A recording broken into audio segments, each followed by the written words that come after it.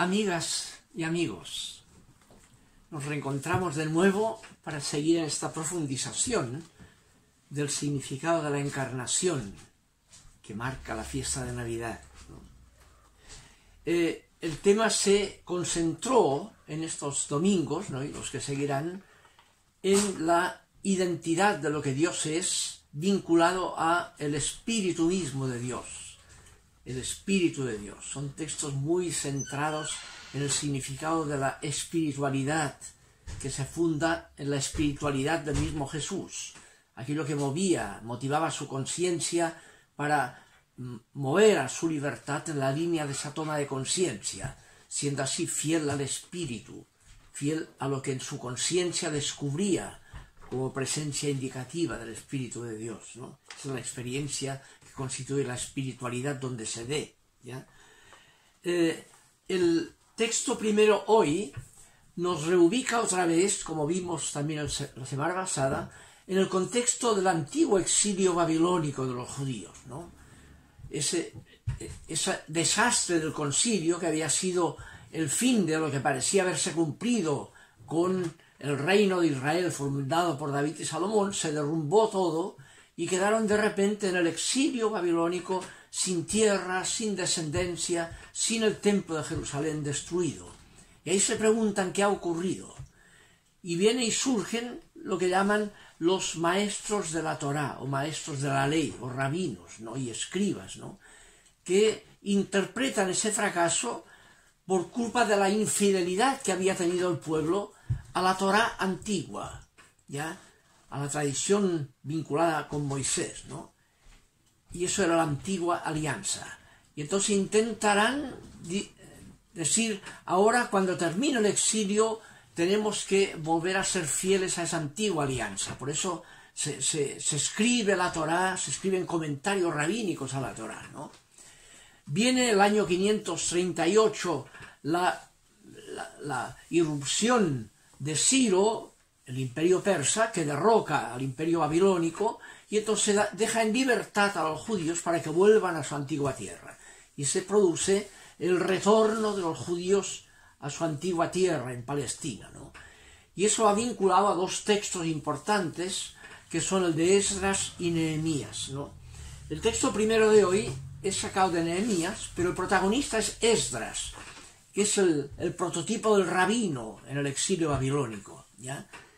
Y ahí lo que hace Esdras es celebrar el retomar la antigua alianza. Retomar la antigua alianza, dice un texto notable, el de la primera lectura de hoy.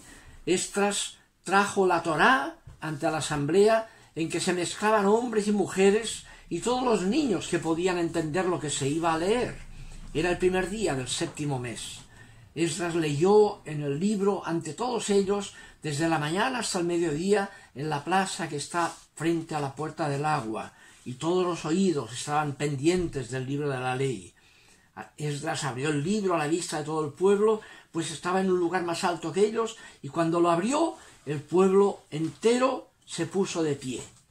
Esdras bendijo a Yahvé, el Dios grande, y todo el pueblo, alzando las manos, respondió: amén, amén, y se postraron rostro a tierra. Y termina: vayan, les dijo, a comer comidas gaseosas y tomar bebidas, porque este día está dedicado al Señor. No estén tristes. El gozo de Yahvé es nuestra fuerza. Termina el texto de hoy, ¿no?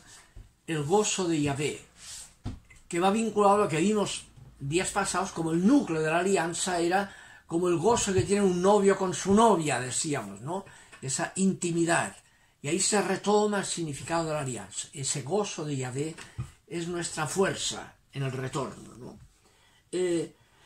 Ahora, junto con esta institución rabínica que se creó en el exilio, y que marca el retorno con Esdras y Nehemías, en el exilio tiene lugar también la gran presencia de los profetas, los grandes profetas, Jeremías, Ezequiel en Jerusalén, pero durante el exilio, y el segundo Isaías, ¿no? Y en estos grandes profetas está presente lo que se llama la nueva alianza, los grandes textos de nueva alianza, ¿no? quizá el más notable, Jeremías, capítulo 31, recuerdan, verán ahí cómo eso compite con la antigua alianza ya al interior del contexto del exilio. Dice Jeremías: vendrán días, palabra de Yahvé, en que yo pactaré con el pueblo de Israel una nueva alianza. No será como esa alianza antigua que pacté con sus padres, la de la Torá, cuando los tomé de la mano sacándolos de Egipto. Ellos quebraron mi alianza, siendo yo el Señor de ellos. Esto declara Yahvé: cuando llegue el tiempo, yo pactaré con Israel una nueva alianza. Y ahí pone en qué consiste esta nueva alianza. Pondré mi ley en su interior, mi Torá en su interior, la escribiré en sus corazones, y así yo seré su Dios y ellos serán mi pueblo, la fórmula de la alianza. Y ya no tendrán que enseñarse mutuamente, diciendo el uno al otro: conoce a Yahvé, pues me conocerán todos, del más grande al más humilde. ¿Ya? Irá por dentro. Si son auténticos por dentro, sabrán muy bien lo que significa la autenticidad. Y apela a la nueva alianza a la autenticidad. Se juega en el corazón, en la conciencia que motiva la libertad, no en las formalidades exteriores desvinculadas del corazón, que era el riesgo de la antigua alianza. Formalidades de cumplimientos de muchas normas, pero el corazón quedaba fuera. El corazón no vivía la alianza, o sea, la alteridad propia de lo que Dios es y propia del espíritu mismo de Dios. Por eso el tema, después de este texto de Nehemías, se concentra en el significado de la nueva alianza, pero aterrizado en su mayor radicalidad, que será lo que llamamos el Nuevo Testamento, o sea, la experiencia de Jesús y de los discípulos de Jesús, ¿ya?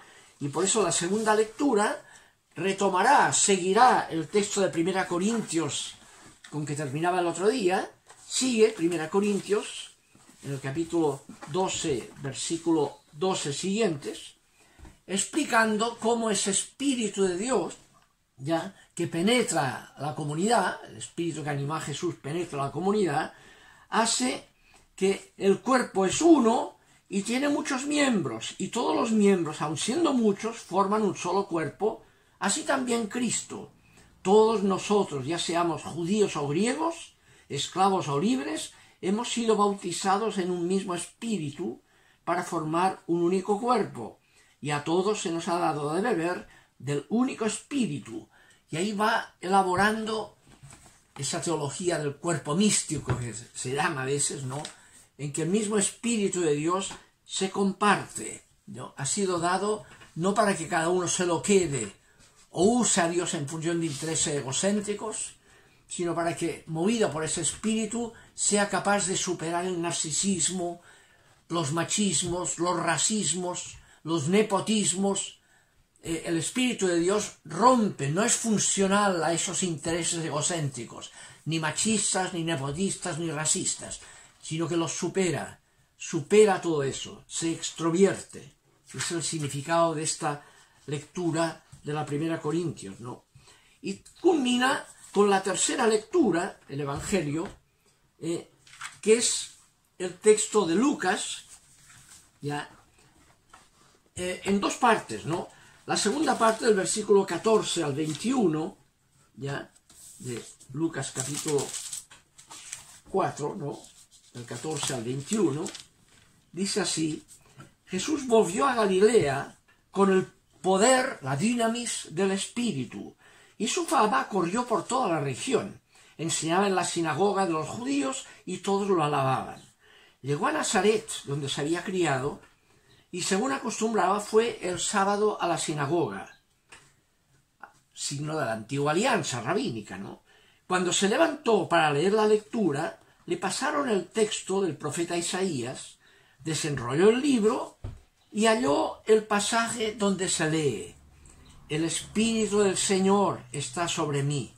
Él me ha ungido, Christos, ungido, para traer buenas noticias a los pobres, para anunciar a los cautivos su libertad y a los ciegos su libertad, a despedir libres a los oprimidos y a proclamar el año de gracia del Señor.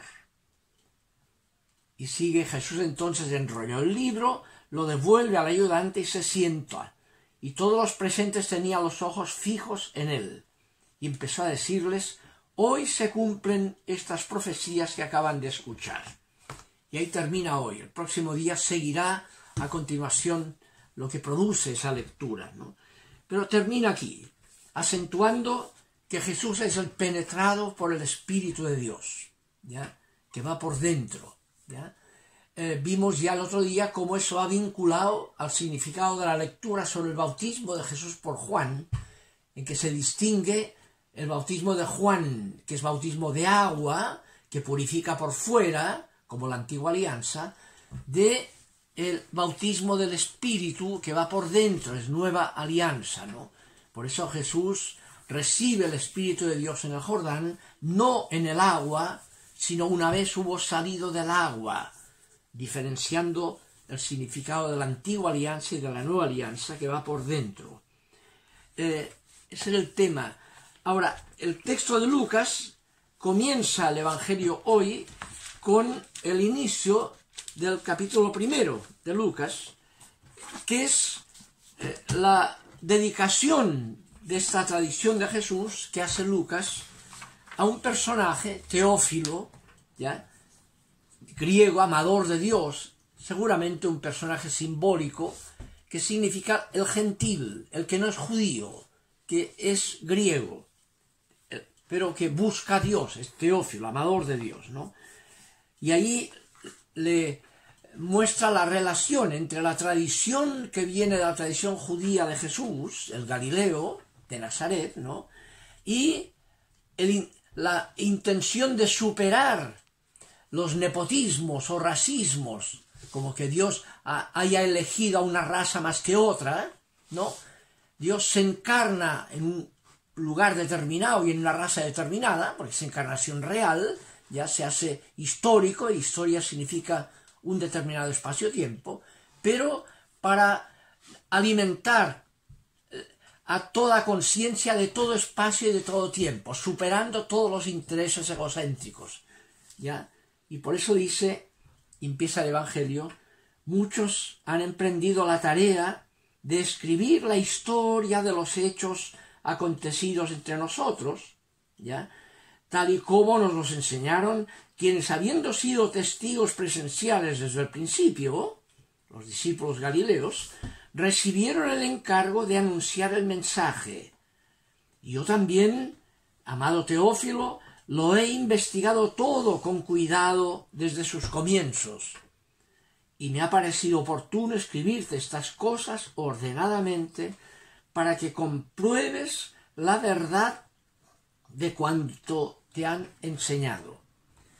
Lucas no es de los 12, no conoció personalmente a Jesús, es de segunda generación, pero él dice, ha investigado todo lo que tiene que ver con Jesús, tal como fue transmitido por aquellos que habían convivido con él, y ahora, una vez lo reúno todo, te lo mando, lo transmito a los que no forman parte de los contemporáneos de Jesús, ¿no? Es el punto de la tradición. La experiencia de Jesús de Nueva Alianza, ungido por el Espíritu, la transmite a todos los que no son judíos, a todos los que están fuera. Es la extroversión.